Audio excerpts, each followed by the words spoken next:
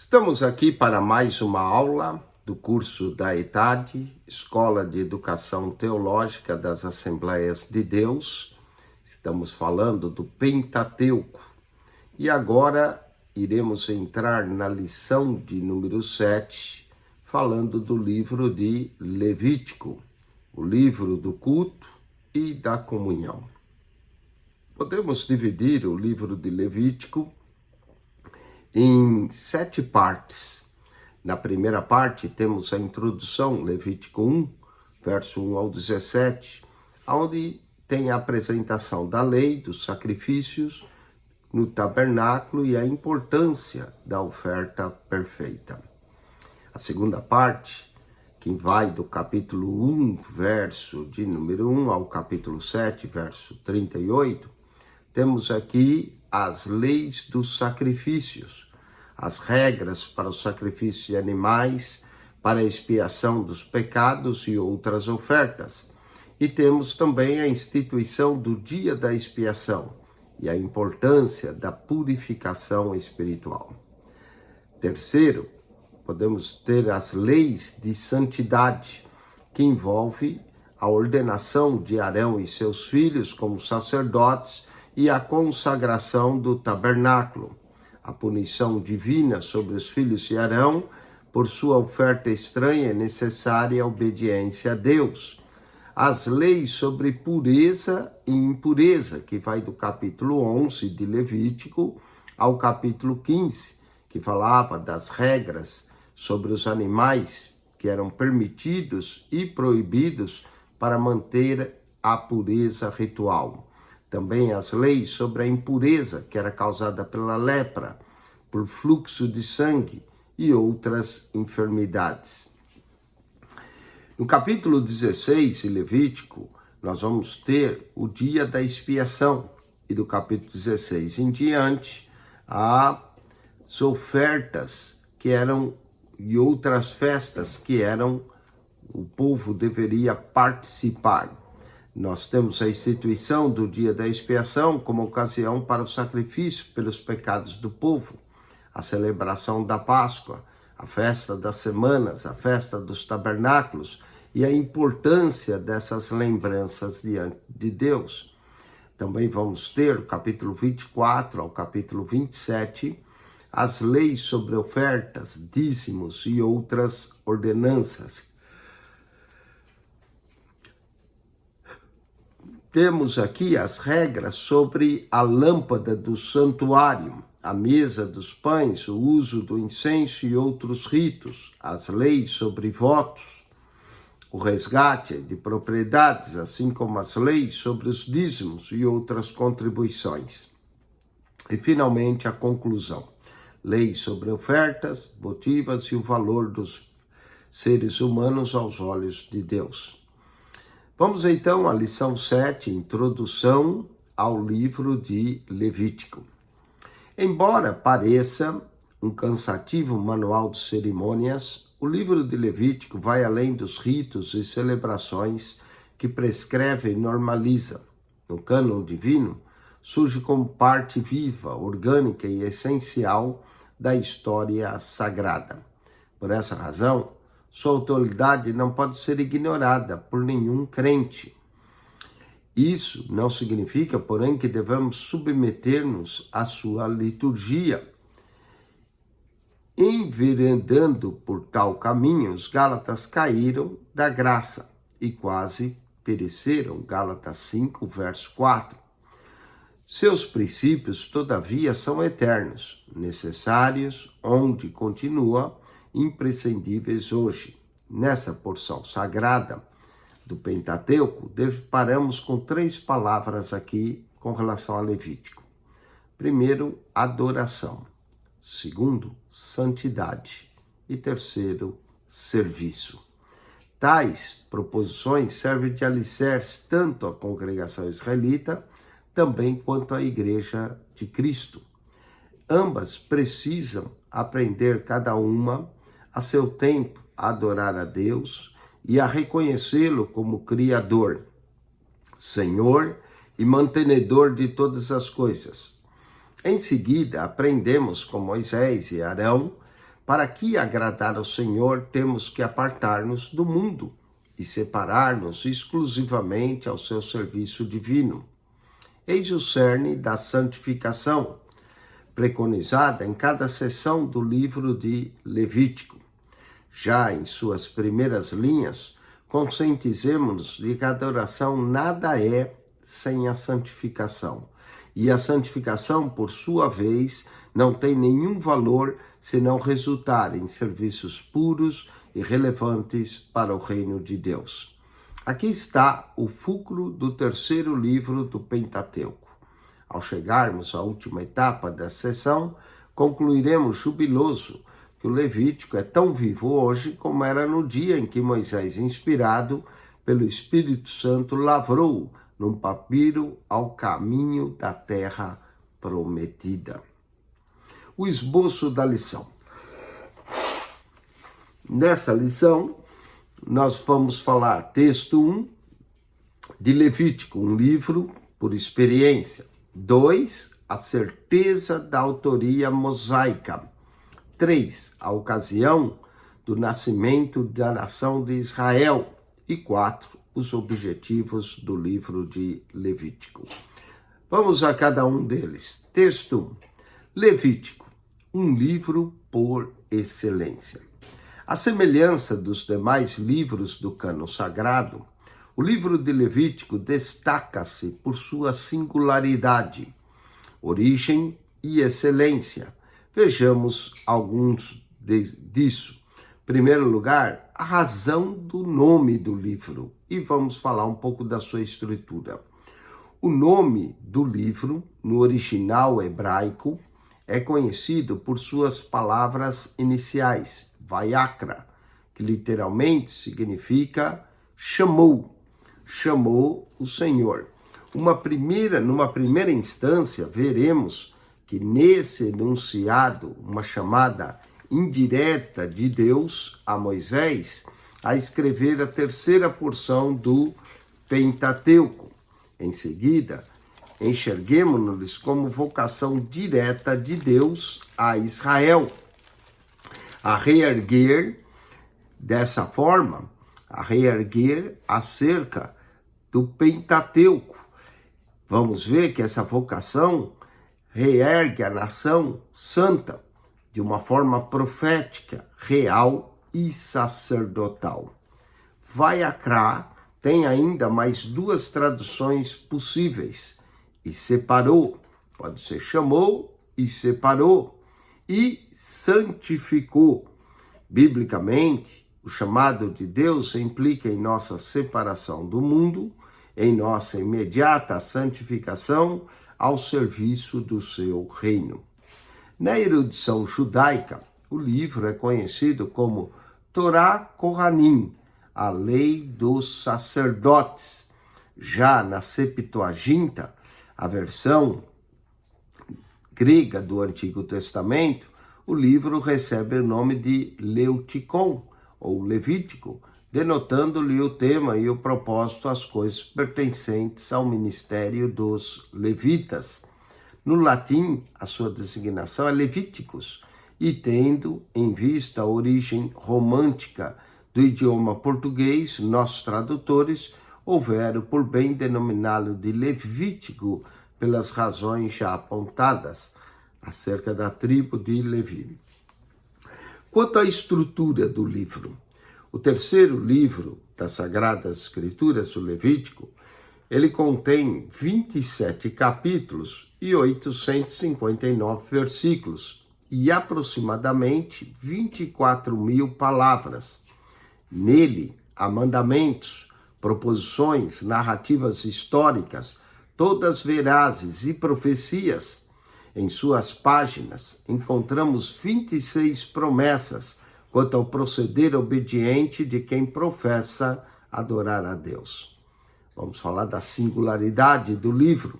O Levítico é um livro singular por duas razões. Primeiro, é o único manual que temos na Bíblia Sagrada referente à forma correta de se adorar a Deus. Segundo, embora dirigido aos sacerdotes, foi redigido por um profeta.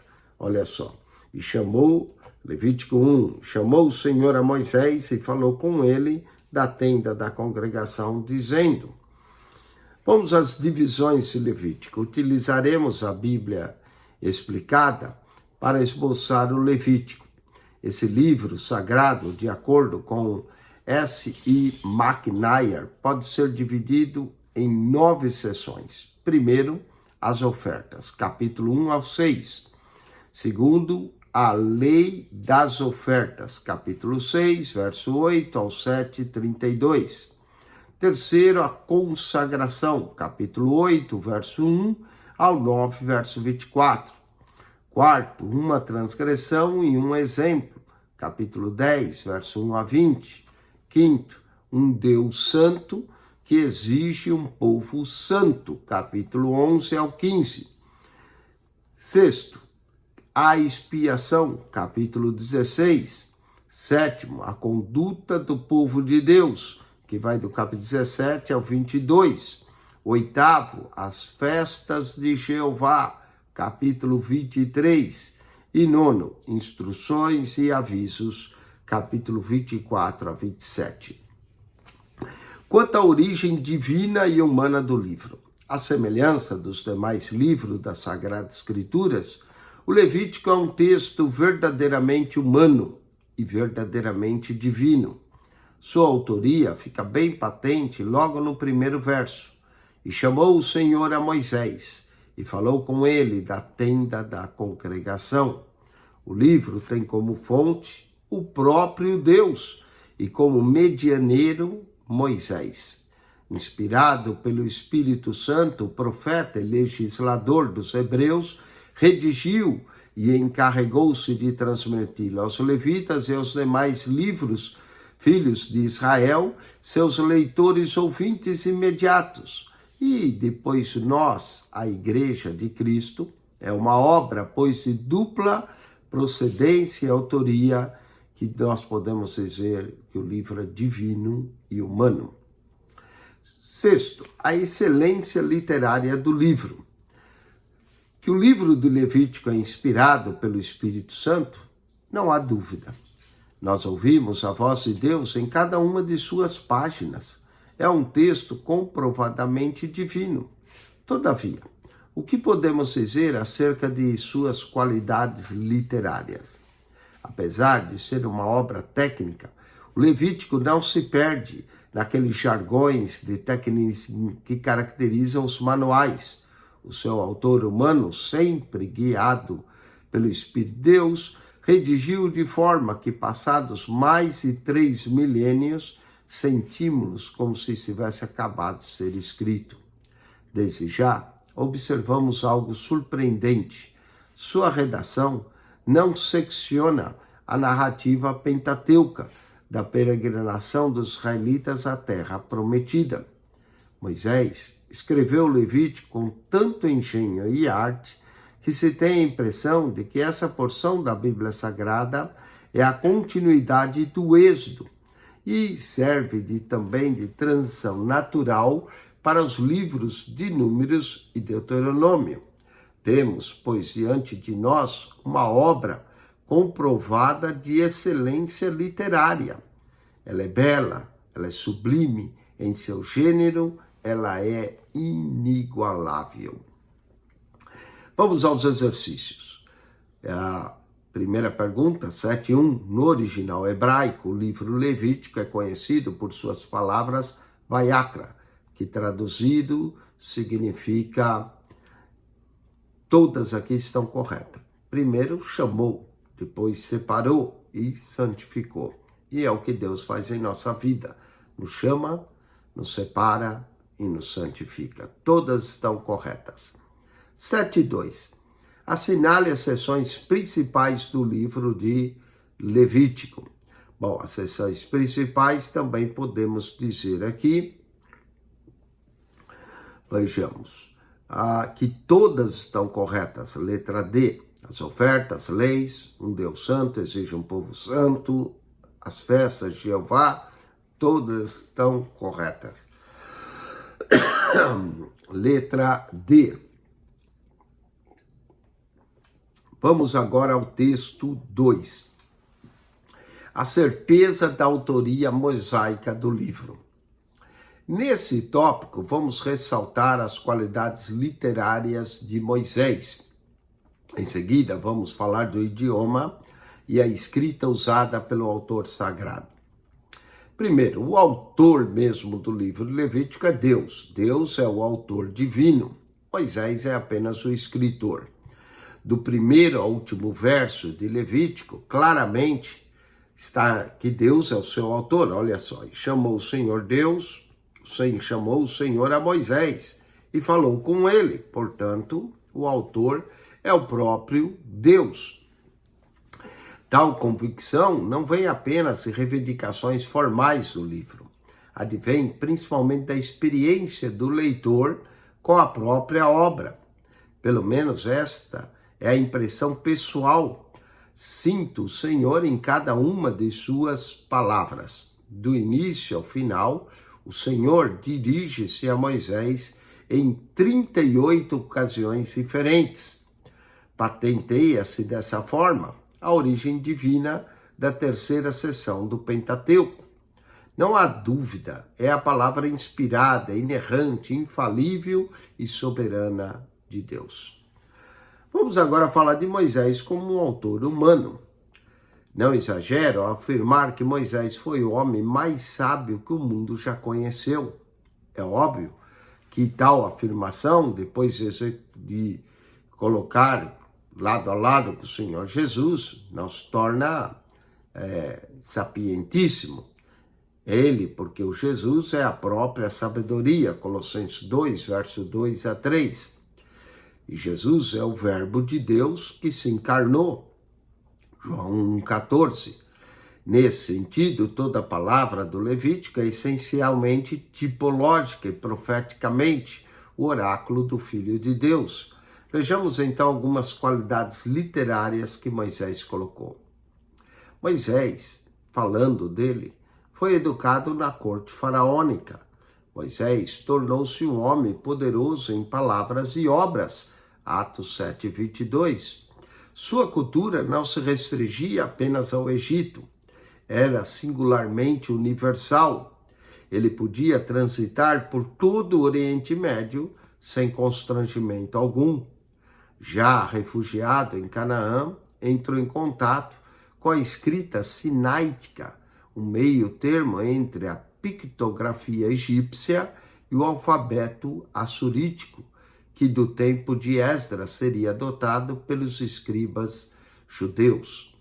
Ali, nos prados midianitas, Moisés foi induzido divinamente a trocar a primeira forma de escrita pela sua segunda. Em termos técnicos, pode-se considerar os traços sinaíticos como uma espécie de alfabeto. Será que os acadêmicos egípcios conheciam a referida invenção? À semelhança dos chineses, resolveram manter inacessível seu complexo sistema de linguagem, a fim de não popularizar o seu conhecimento, que não passava, na verdade, de ciências ocultas, místicas e contrárias a Deus. Êxodo 7, verso 11. O estilo literário de Moisés foi divinamente forjado no deserto. Fugindo às ladainhas egípcias, ele foi conduzido didaticamente por Deus a sair da movediça e fantástica literatura faraônica, até consolidar-se num estilo firme, racional e próprio de literatura histórica profética. Nesse período, deixa-se impregnar nessa dicção poética, campesina e pastoral de seu povo. E assim, depois de 40 anos no exílio e após muito pensar e meditar, o filho de Arão e Joquebede estava preparado a lavrar as palavras que Deus, através do Espírito Santo, iriam lhe soprar na alma. Vamos ao idioma original. Ao ser intimado por Deus a ser o pai da nação eleita, Abraão ainda não falava o hebraico, embora fosse reconhecido como hebreu, Gênesis 14, 13.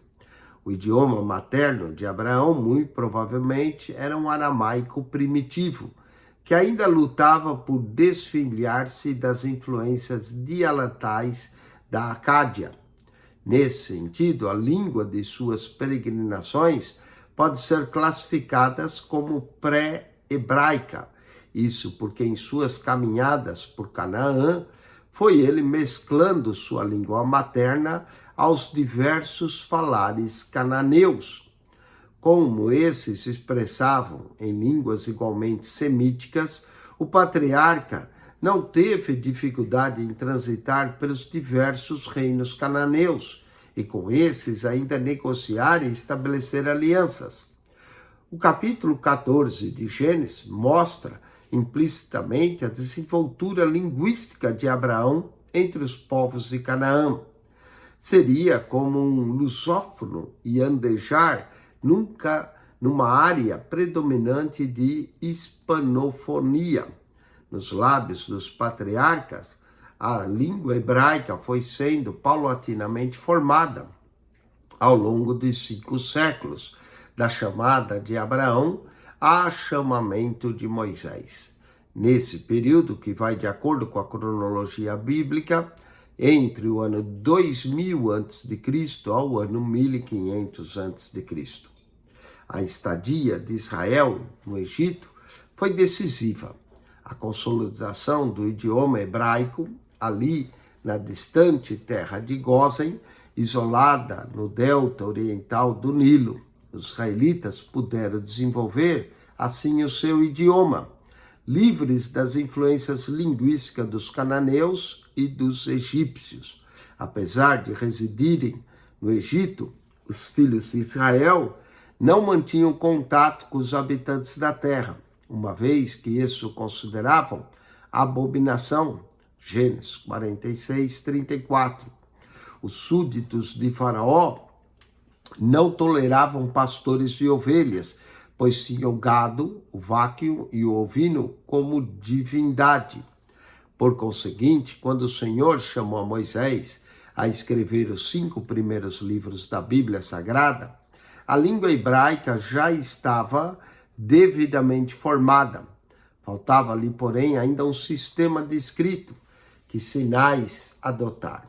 O hieroglifos egípcios ou a escrita cuneiforme das antigas Suméria e Acádia. Se Moisés tivesse optado pelos primeiros sinais, como os hieroglifos egípcios, quer que pela segunda hoje não teríamos acesso às revelações do Gênesis e à história da redenção de Israel. Vamos ao 4º ponto, a escrita pentateuca.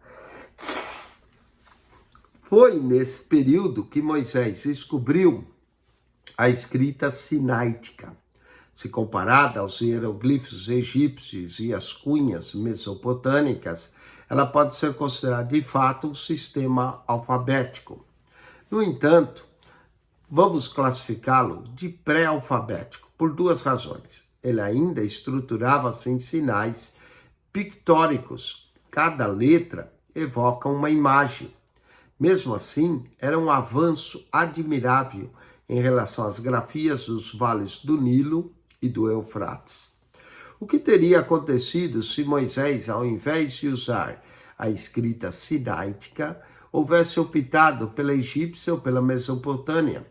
Certamente hoje a história sagrada seria um amontoado de traços incompreensíveis e sujeito às mais bizarras interpretações.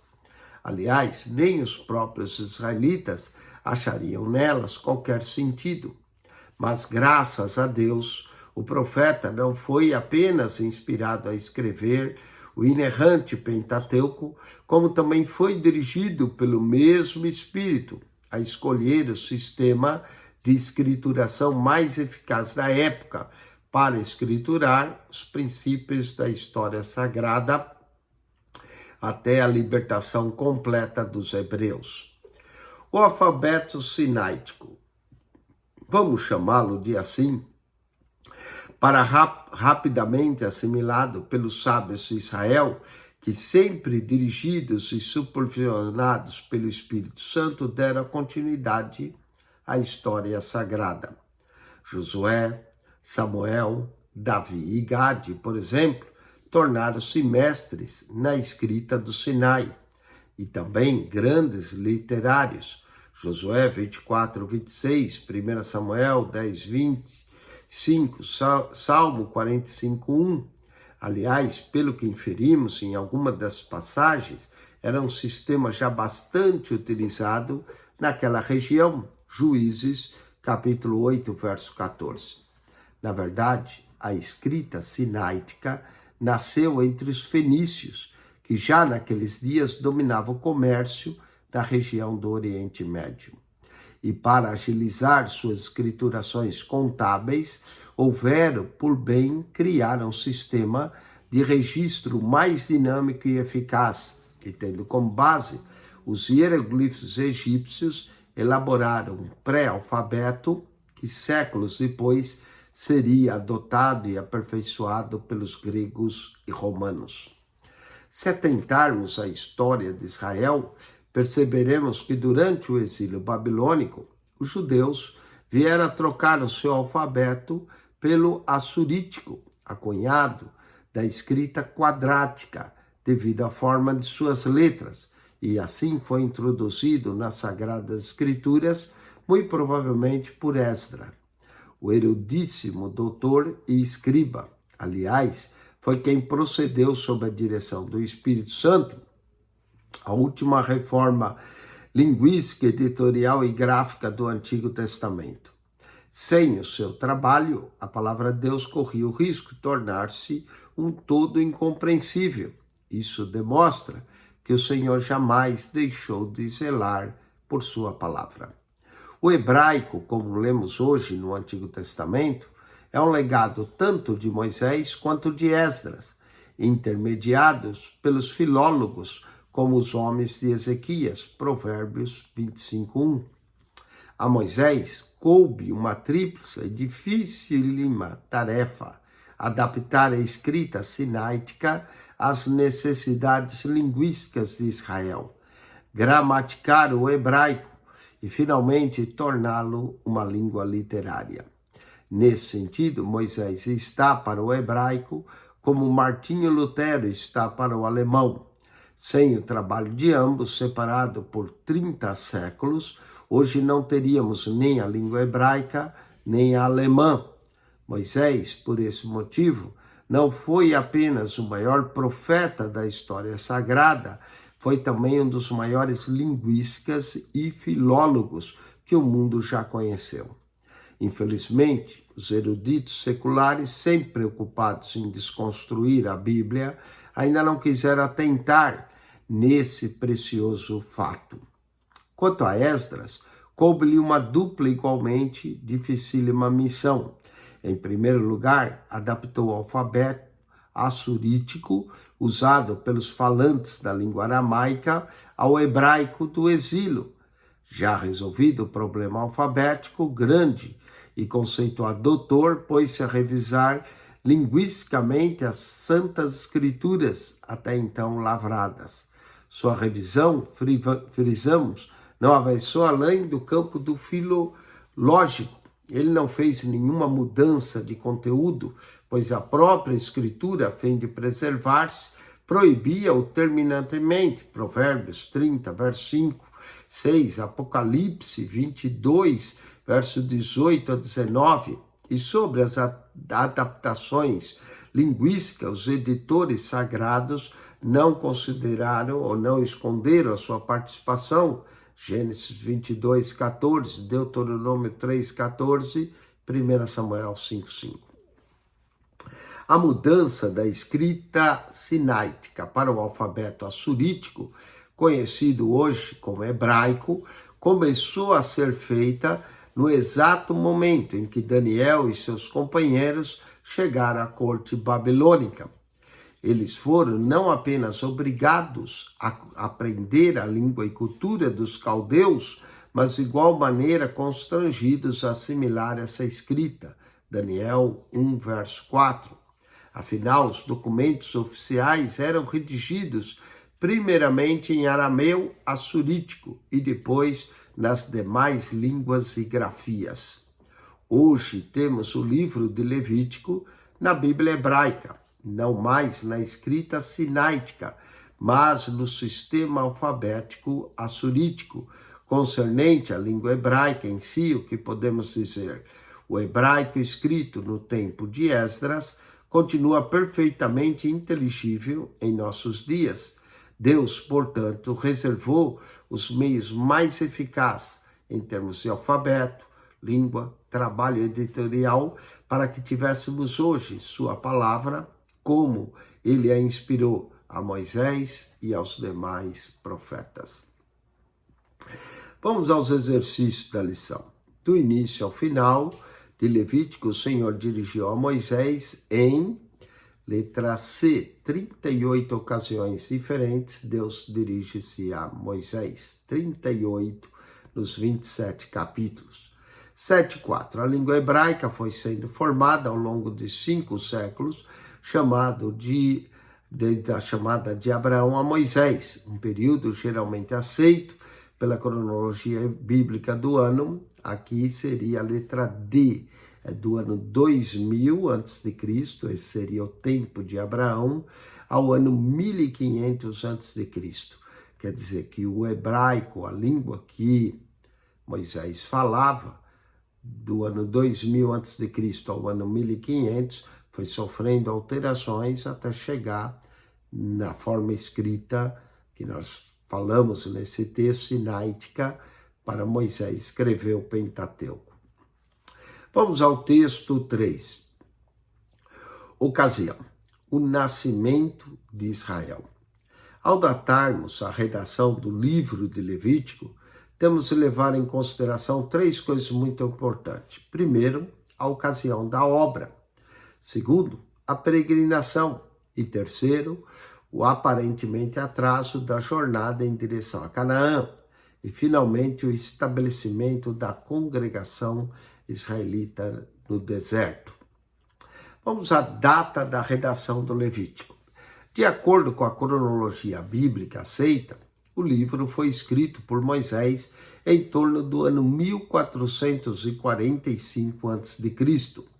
Se levarmos em conta o Êxodo, Êxodo 40, verso 7, vamos notar que a redação da terceira parte do Pentateuco começou a ser feita um ano depois de os israelitas terem saído do Egito. Foi nessa ocasião ainda que o Senhor ordenou que fosse construído e armado o Santo Tabernáculo, lá no pleno deserto ao pé do Monte Sinai.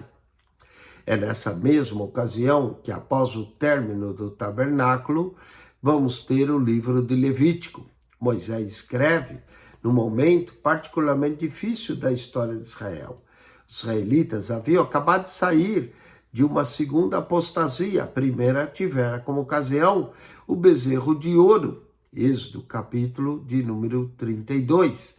Mas na segunda, embora não tivesse como objeto a idolatria, foi pior até que a anterior, pois com fundamento tinham a incredulidade que a partir daquele momento tornar-se-ia crônica na vida dos israelitas. Embora detentores da promessa que o Senhor fez a Abraão, os filhos de Israel, já tomados pelo desânimo, não se animariam a apossar-se da terra de Canaã, a terra que manava leite e mel. Por isso, foram então condenados a peregrinar no deserto por 40 longos anos e estressantes anos. Números 14, verso 34. Em meio a essa apostasia, foi que Moisés, inspirado pelo Espírito Santo, escreveu Levítico, a fim de ensinar o povo a adorar o Deus Santo, verdadeiro, vivo e único. A peregrinação e o atraso. Se não fosse 2 grandes apostasias, Israel teria chegado da terra de Canaã no máximo em 2 meses. Mas, em consequência de seus pecados, os hebreus tiveram de voltear ao Sinai por um período de 40 anos, até que toda aquela geração de incrédulos caísse no deserto, e no deserto mesmo fosse sepultado. Sem esse longo contratempo, o livro de Levítico poderia ter sido escrito na própria terra de Canaã, sob circunstâncias mais favoráveis. E quem sabe, o lamentável episódio de Nadab e Abiú teria sido igualmente evitado, pois ambos foram frutos daquela incredulidade e eram tão culpáveis quanto os 10 espias que esparramaram desalento pelo arraial do Senhor. Já que o seu cronograma redentor não pode ser atrasado por circunstância alguma, aprove ao Senhor entregar ao seu povo, em pleno Sinai, os mandamentos e normas quanto à sua adoração, quanto ao culto, quanto ao serviço. Assim, a nova geração adentraria Canaã com uma disposição renovada. Nesse sentido, diremos que o atraso ocorrido na peregrinação dos israelitas em direção à terra prometida foi providencial e didático. Sem a longa estadia no deserto, Israel jamais alcançaria o seu status de nação profética, sacerdotal e real. Acolhamos, pois, com humildade o profundo amor às disciplinas que nos impõe o Imaculado Cordeiro. Quarto ponto desse texto: a congregação no deserto. Foi nesse período conturbado que Deus ordenou a construção do Santo Tabernáculo. Nesse ponto, vejamos, obrigado a levantar essa questão, se não fosse as duas apostasias de Israel no Sinai, a tenda da adoração, será que seria necessária? Que os israelitas careciam de um centro de adoração, ninguém o pode negar. Entretanto, se a peregrinação tivesse durado apenas 70 dias, um tempo mais que razoável, acreditamos que ao invés de um santuário portátil, os israelitas teriam sido instruídos pelo Senhor a erguer uma casa definitiva. Isso, porém, só viria a acontecer 4 séculos depois da entrada de Israel em seu território. A desobediência traz dilações e retardos em todos os sentidos. Eis que devemos primar por uma vida amorosa e sábia de obediência ao Senhor. Vamos aos exercícios do texto 3. De acordo com a cronologia bíblica, geralmente aceita, o livro de Levítico foi escrito por Moisés. A resposta correta é letra A, em 1445 a.C. Agora marque C para certo e E para errado. Se considerarmos o Êxodo 40, verso 7, veremos que a redação da terceira parte do Pentateuco começou a ser feita um ano após os israelitas terem saído do Egito. Foi nessa ocasião que o Senhor ordenou que fosse construído o Santo Tabernáculo. Sem a longa estadia, e aqui está certo, 7,6, certo, 7,7. Sem a longa estadia no deserto, Israel jamais alcançaria o seu status de nação profética, sacerdotal e real, certo? Vamos agora ao texto de número 4, os objetivos de Levítico. À primeira vista, o livro Levítico é um manual de cerimônia, como qualquer outro. Todavia, uma leitura mais atenta leva-nos a ver em suas páginas pelo menos 5 objetivos. Primeiro, o doxológico. Segundo, o agiológico. Terceiro, o didático. Quarto, o dianocológico. E quinto, o missiológico. Vamos a cada um desses objetivos. Doxológico quer dizer doxos, adoração a Deus. No Êxodo, o Senhor demanda a seu povo uma adoração perfeita. Já no livro Levítico, ensina ele a fazer essa adoração. esse mesmo povo, para alcançar esse alvo, vemos aqui no Levítico a intenção do adorador. A adoração tem de processar-se de maneira santa e correta, pois o Senhor busca os que honram em espírito e em verdade, o adoram em espírito e em verdade. Por isso, a partir do sacerdócio arônico, a adoração israelita passa a ser tratada como um serviço a ser tributado regularmente, corretamente ao Deus único, santo e verdadeiro. A doxologia, portanto, é o primeiro e mais elevado objetivo do livro Levítico. Eis porque o cerne de todo sacrifício e oferta tem de estar o coração e a alma do adorador. Menos que isso é inaceitável. Vamos ao objetivo agiológico, que tem a ver com a santidade de Deus. A agiologia não se limita a estudar a vida dos homens santos. Seu objetivo inclui a pesquisa de coisas tidas como santas e também o processo de santificação dessas coisas, no caso de santificação que vai acompanhá-lo. Vemos aqui estágios da santificação de Israel, com o segundo objetivo levítico. Isso porque o Deus santo e verdadeiro requer que seus adoradores tenham iguais santidade e verdade. Aliás, o texto áureo desse livro, claro, com seus objetivos agiológicos, fala a toda a congregação de Israel, dos filhos de Israel, e diz-lhes: santos sereis, porque eu, o Senhor, vosso Deus, sou santo. Levítico 19, verso 2. A agiologia bíblica abrange um duplo processo. O primeiro é separar o homem do mundo, para que ele, pelos meios da graça, santifique-se ao Senhor. Romanos capítulo 12, verso 1 e 2. O segundo leva esse mesmo homem, já separado do mundo, a santificar-se para o serviço de Deus. Conclui-se, pois, que a doxologia só há de ser perfeita se também perfeito for a agiologia da vida de quem professa amar e servir ao Senhor. Vamos agora ao terceiro ponto, o objetivo didático. Mas como alcançar doxológicos e agiológicos demandados do livro de Levítico, a fim de que a adoração de Israel fosse perfeita? O Senhor preparou um amplo e eficaz aparato didático. Somente assim o perfeito e santo seria perfeitamente e santamente adorado e sabiamente.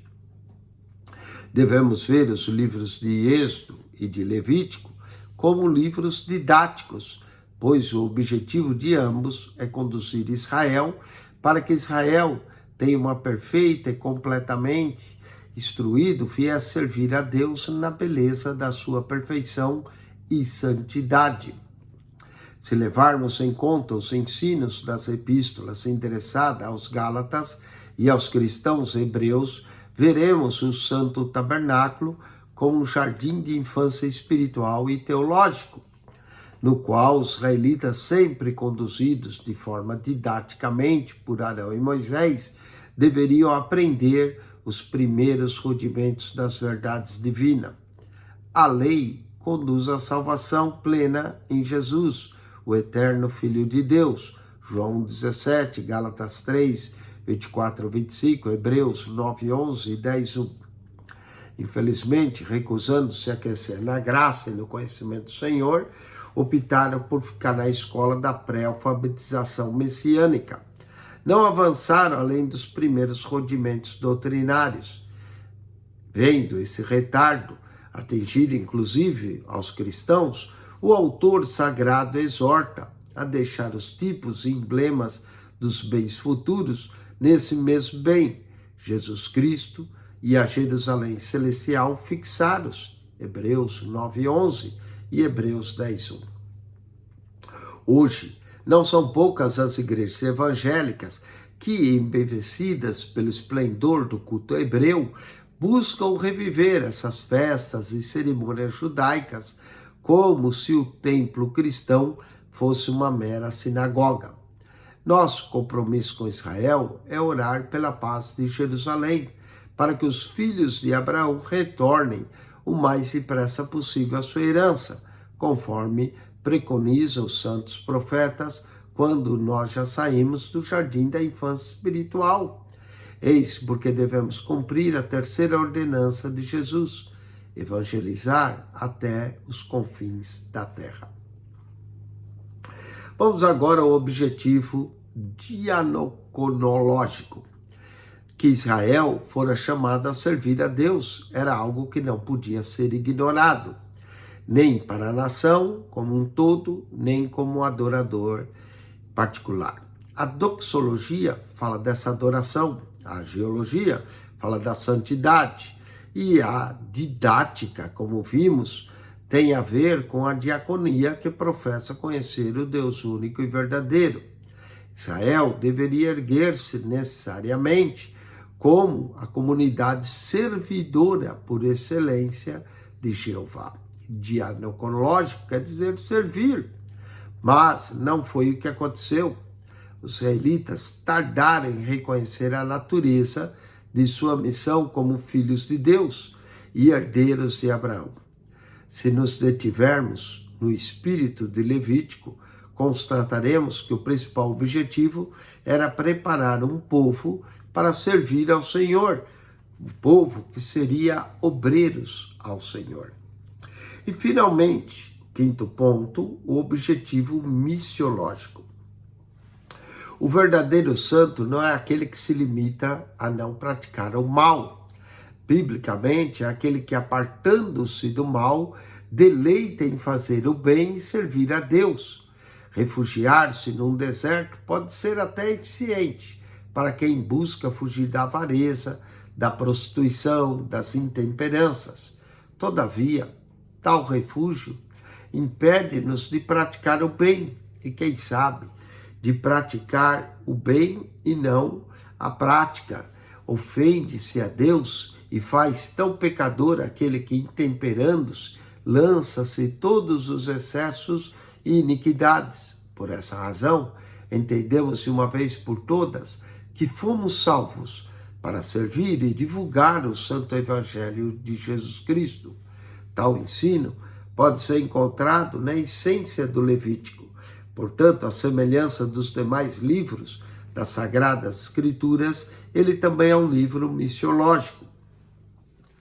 Se Israel houvesse observado fielmente os mandamentos levíticos, seria a partir dali mesmo, em pleno deserto Sinai, anunciar as grandezas de Deus às nações cananeias.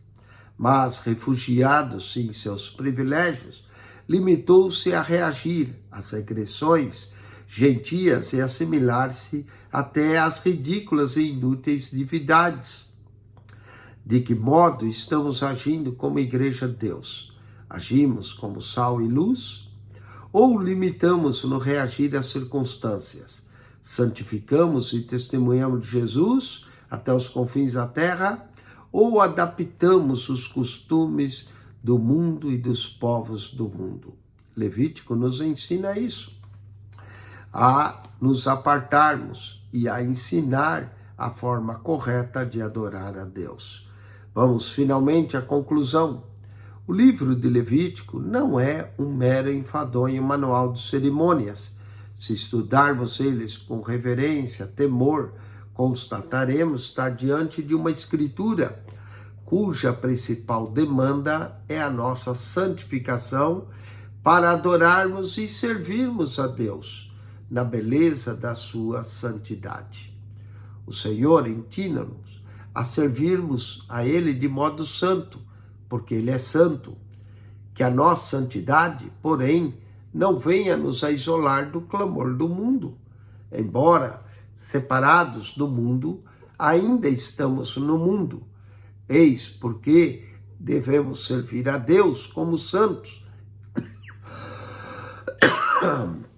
e devemos apregoar a mensagem do Santo Evangelho até os confins da terra. Portanto, o o livro de Levítico, continua atual hoje, como no dia em que Moisés, inspirado pelo Espírito Santo, escreveu que o Senhor, Deus, através do Espírito Santo, santifique-nos a cada dia. Vamos aos exercícios do texto 4, 7 e 8, livro de Levítico, é um manual de cerimônia, como em qualquer outro. Entretanto, uma leitura mais atenta revela nos seguintes objetivos. Aqui, todas estão corretas. Letra D. Doxológico, agiológico, doxológico, adoração, agiológico, santidade, dicanológico, que é didático, que é ensino, e serviço, e missiológico, a missão. Todas estão corretas. O primeiro e mais elevado objetivo do livro é, aqui, a letra de número B, a agiologia. Esse é o mais elevado, a santidade. Sem santidade não adianta a diaconia nem a missiologia. Então, letra B, a santidade. Vamos à revisão da lição. Marque com C para certo e E para errado. Levítico é o único manual que temos na Bíblia Sagrada com a forma correta de se adorar a Deus. Está correto. Muito bem, certo. O terceiro livro sagrado das Escrituras é composto por 27 capítulos, 859 versos e aproximadamente 24.000 palavras, certo? 7 e 12, o livro de Levítico é uma obra dupla procedência, autoria divina humana, certo? Josué, Samuel, Davi e Gad tornaram-se mestres na escrita Sinai, certo? A estadia de Israel no Egito foi decisiva e a consolidação do idioma hebraico. Aqui é errado, né? Não foi no Egito, errado. 7:15, a Moisés coube uma tripla e difícil tarefa, adaptar a escrita sinaitica às necessidades linguísticas de Israel, gramaticar o hebraico e finalmente torná-lo uma língua literária. Aqui está correto. 7:16, Esdras foi quem procedeu sob a direção do Espírito Santo a última reforma linguística, editorial e gráfica do Antigo Testamento, certo? Durante a peregrinação dos filhos de Israel por 40 anos no deserto, Moisés, inspirado pelo Espírito Santo, escreveu o livro Levítico, a fim de ensinar o povo a adorar o Deus Santo, vivo, único e verdadeiro, certo? 7:18.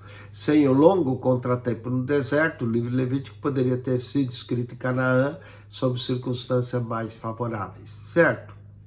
No Levítico, o Senhor demanda do seu povo uma adoração perfeita.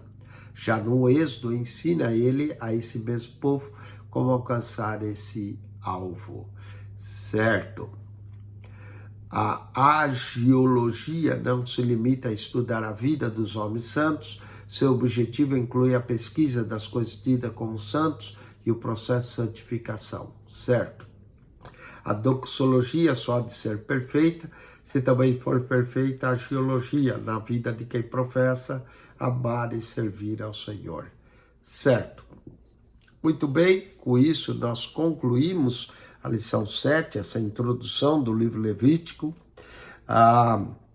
O aluno agora pode tirar 10, 15 minutos de intervalo e nós vamos voltar para a lição de número 8 e o teste de número 4, que engloba a lição 7 e 8. Tire 10, 15 minutos de intervalo, tome um café, vá ao banheiro, ao quarto de banho, descanse e volte para você assistir a aula, a lição de número 8, que é a continuação do livro de Levítico. Dessa vez nós vamos estudar o conteúdo do livro de Levítico, o terceiro livro do Pentateuco.